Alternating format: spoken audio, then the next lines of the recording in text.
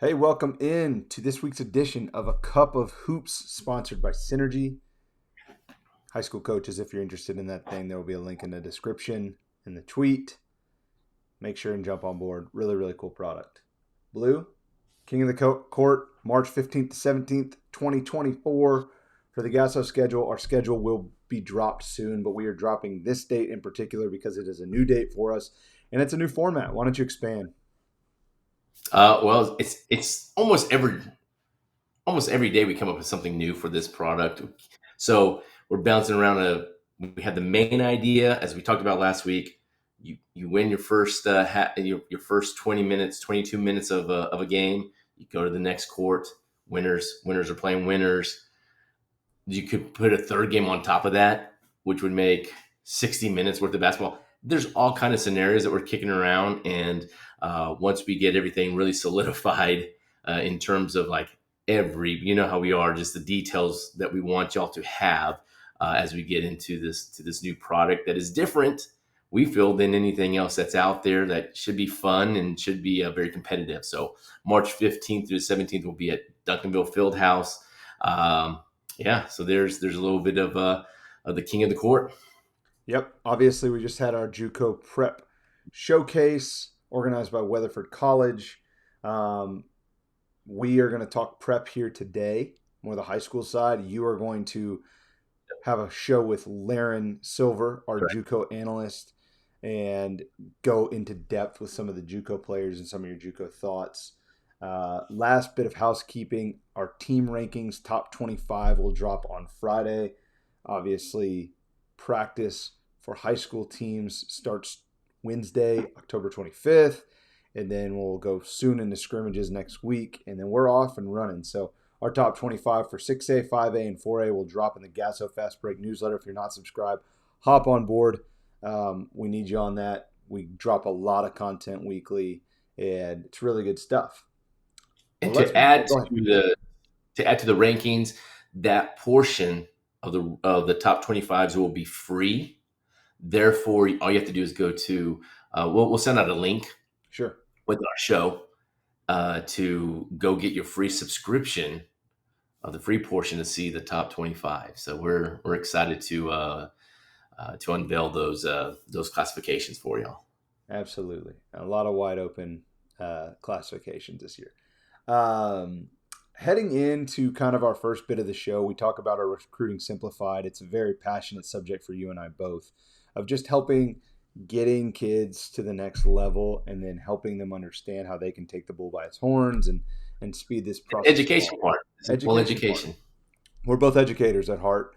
We are both coaches in in the school, and we're teachers, so this makes sense. But I might in use that clip on my kids there to listen to Mr. Mass. We were teachers. Listen to us, and we will help you. yes, but in spirit of what happened last weekend with the JUCO prep showcase, we had some JUCO thoughts, and I'm going to tip us off with just the mindset. It's Let me set the stage for you. Games start at 9 a.m. It's 8:15. Teams are walking in.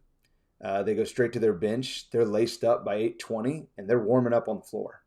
And I'm talking like 20, 30, 40 minutes of pure intensity. And you kind of feel this different level of urgency and energy from each player in JUCO, that this is the reality of this potentially is their last chance. This is their last chance. And that as you said so eloquently, Blue, is urgency.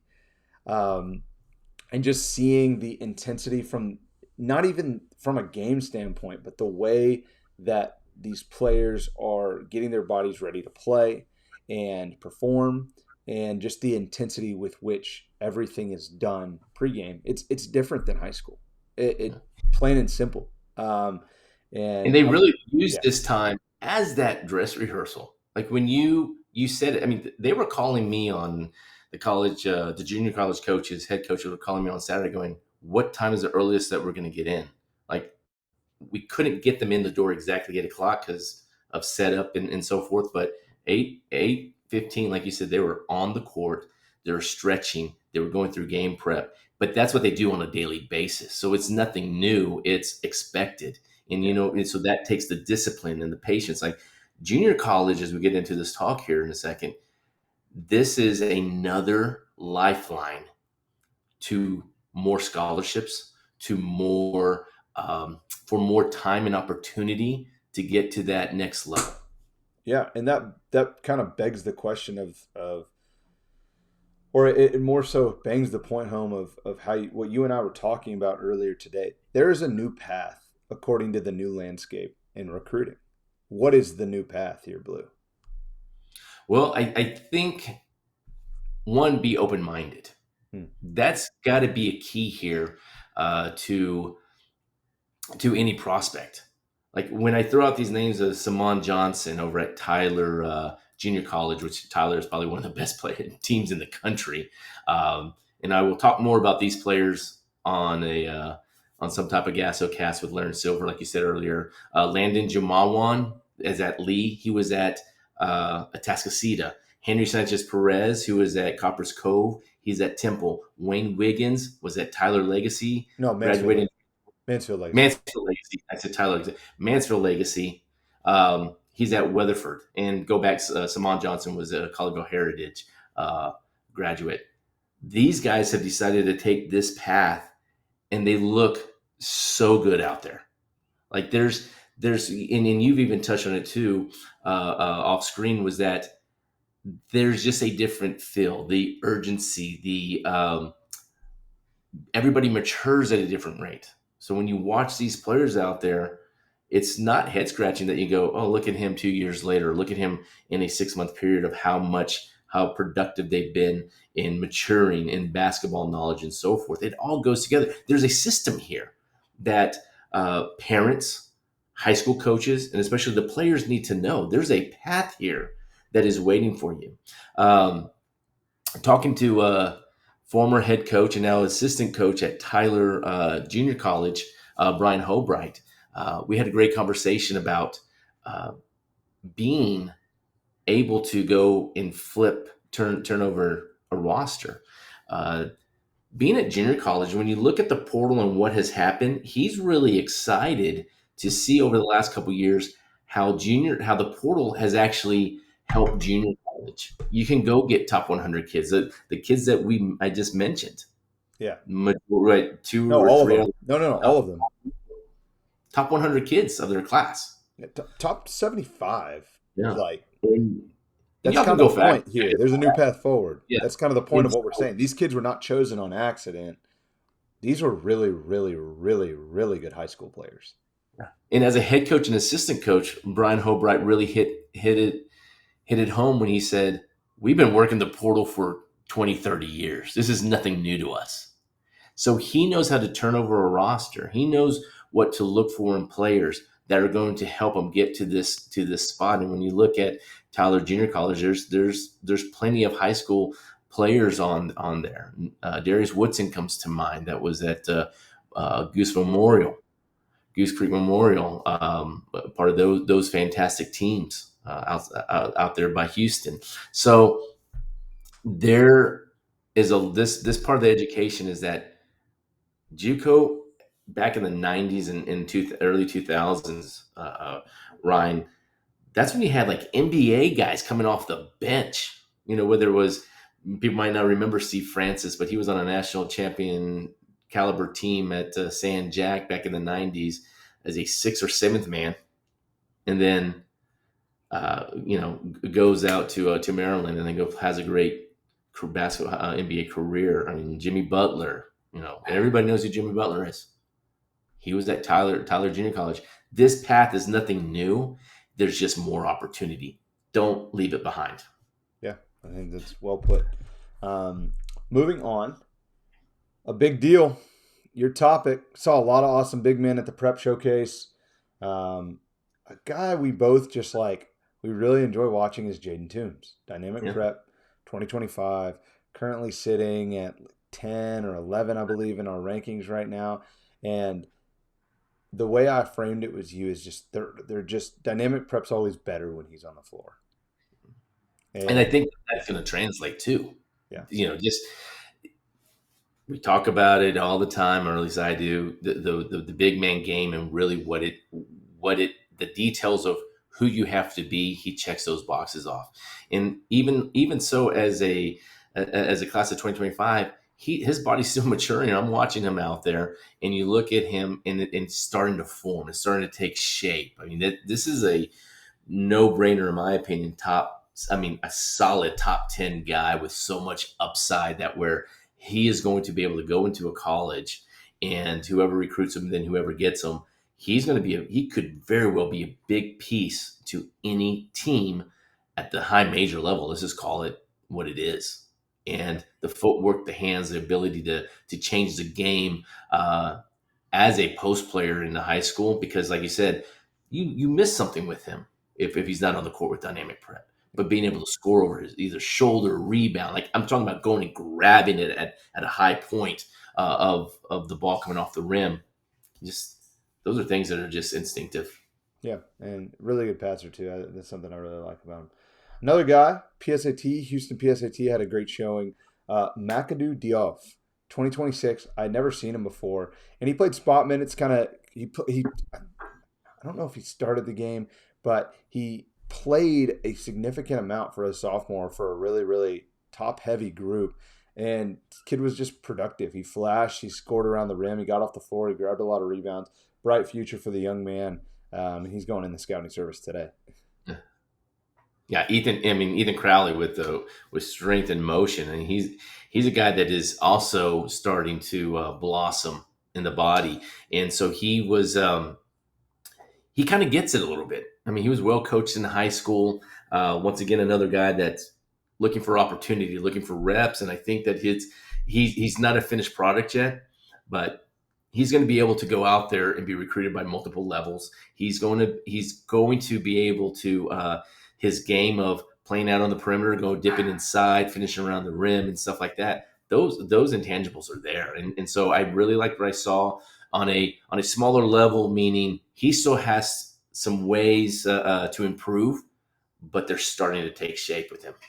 No doubt. Darkon King, been around the block, is committed to North Alabama.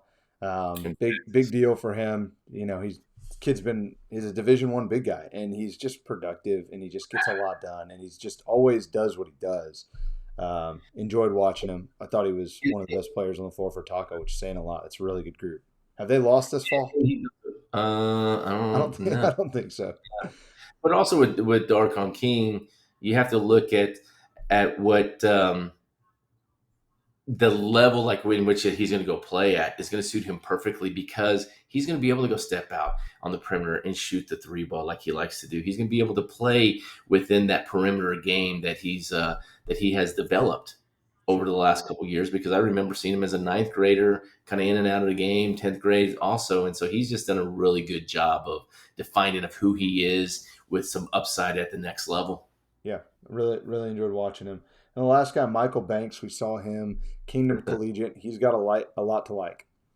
Yes, just the length alone, the ability to kind of spread the floor a little bit. I saw him take a 3-point shot. I was like, oh, that looks really good. But he's a guy that's just going to have to really carve his way to develop into that two-way guy as far as an inside out, because he's got a lot of ability. It's just kind of raw.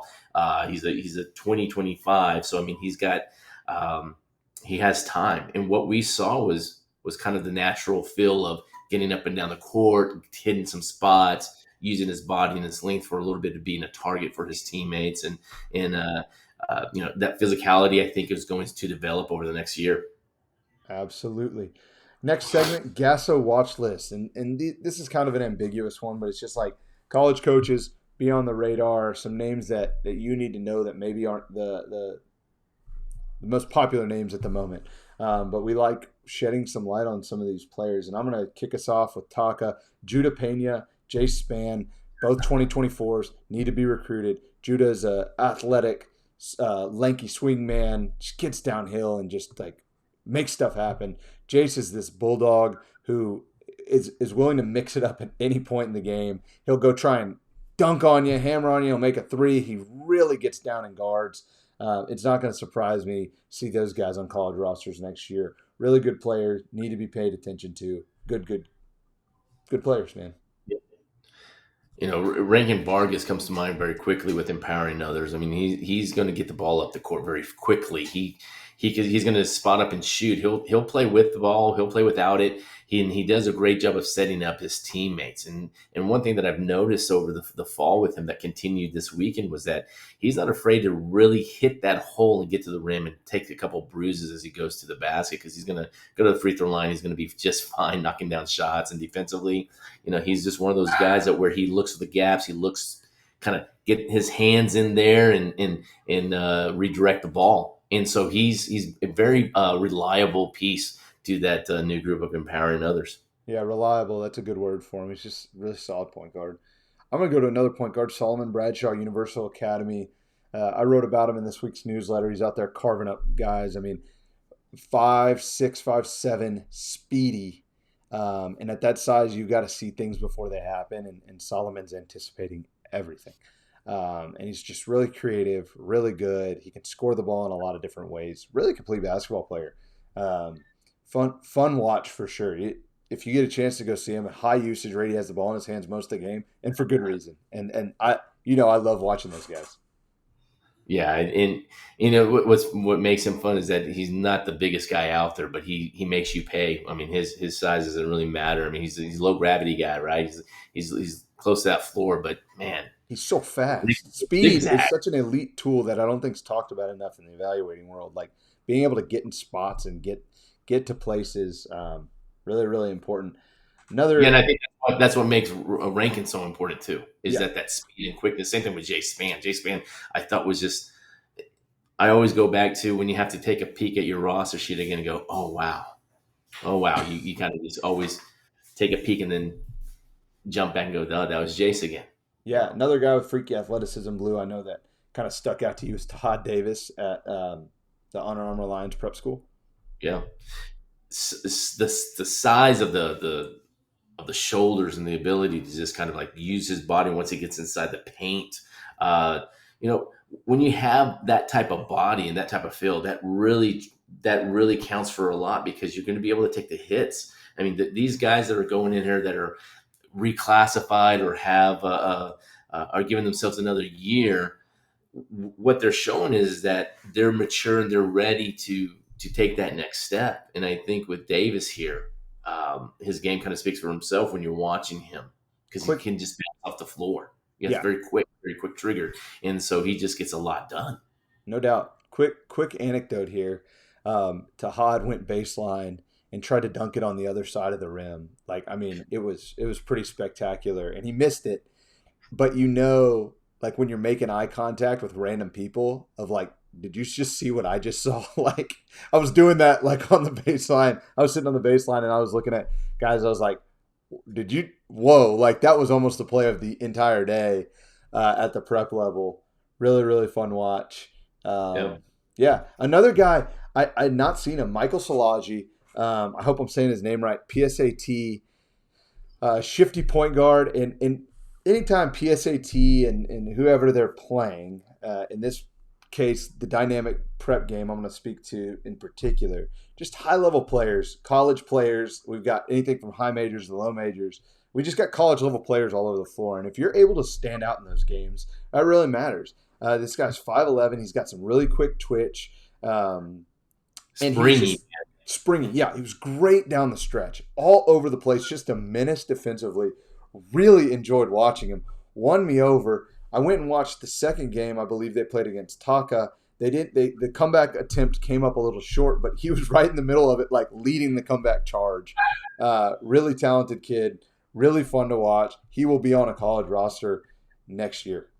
Yeah, and then teammate TK Lawson was pretty awesome. I mean, that's a guy that's just going to go in there and just do everything possible to win the play. And I think that's key. He's not looking ahead. He's not looking behind him and letting if he made a mistake or anything. No, he's playing each play that's in front of him.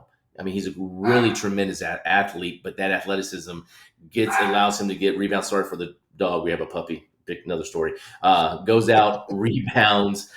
He'll push the ball in the open floor. He's going to take his shots from the 3-point line. He's just a mixture of so many type of players that you want. And I think when you watch him, there's a mindset of like, oh, I could use him in this situation. He can play this way. He can play that way. He could just be an endless type of with his motor, an endless type of versatility that is going to make college coaches just really open their eyes to see how valuable he is. Felt like he had like 10 and ones. He was just getting downhill and finishing. I'm a big fan, TK. Samuel Cole, good vision. Another kid we just liked, very productive, really gets after on defense, can shoot, lead a team. Sam Cole's a really fun watch, and I think the kid deserves some credit. He played really well in the games I watched, and You were raving about him a little bit because yeah, you know just a he's a guy fan. that didn't. Yeah, he did. I don't think that he shot the ball as well as he could, No, but I've seen him have like the ball six, seven, eight control. threes in a game, so I Yeah, know the he can ball shoot. control. Yeah, yeah. But You he's know, just quick. He gets a lot done. He's really active. He's a leader out there. I'm just a fan of Sam Cole. Like I will go out of my way to watch that group because I love yeah, watching Sam Cole too. yeah. I mean, and the shot's going to be there most games, right? Yeah, I would yeah. say 8 out of 10 games he's going to be on. But what does he do after that? I mean, it's more of a, what is he going to give you defensively? He's going to give you a lot. I mean, he's that guy that doesn't, the mindset, once again, the mindset of I'm struggling on the outside. I'm going to take the ball to the basket, or I'm going to pull up from 12 to 15 feet. The mid range game is not dead. Some of these kids really utilize it as a weapon when they're left open and they're knocking down shots. And then the same thing on the other side of the ball, that he's going to defend you. He's going to make it really hard on you just to try to get a penetration on him or anything. Oh yeah. Couldn't agree more. Drew Clock, Tribulation Prep.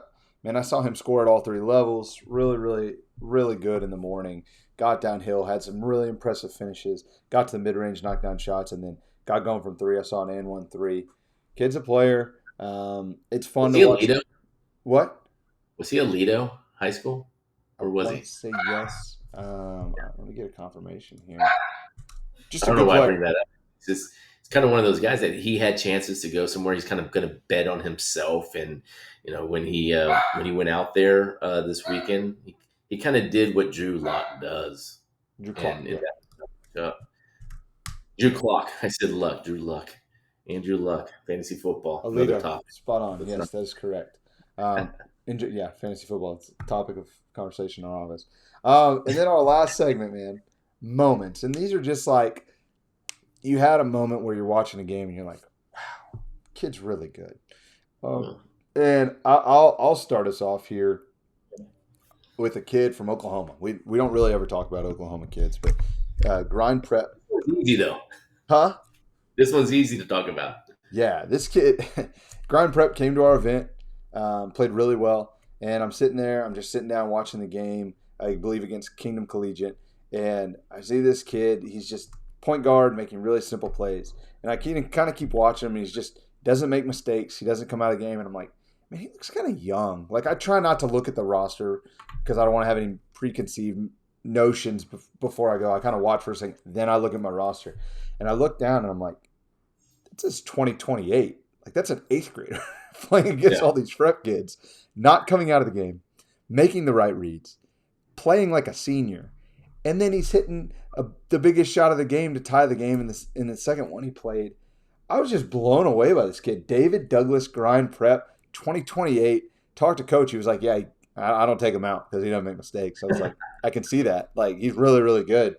You got to Um, be all committed, though. Think about that. Oh, you're 2028. I got you here. You're at Grind Prep. I'm the head coach. Yeah, you're going to play. you're gonna And play a so lot. And it's good for the kid that he can back it up because it's you mentioned that we don't like cover Oklahoma, but hey, if you come to a GASO, we're going to give oh credit yeah, to those credit where kids that credit's due. are playing well.